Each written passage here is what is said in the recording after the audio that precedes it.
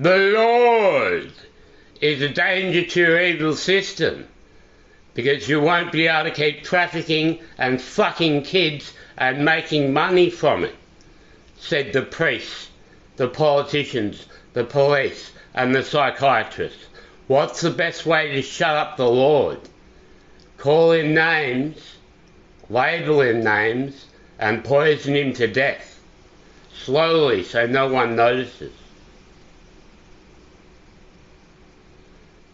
Down came the rain and washed the spiders out.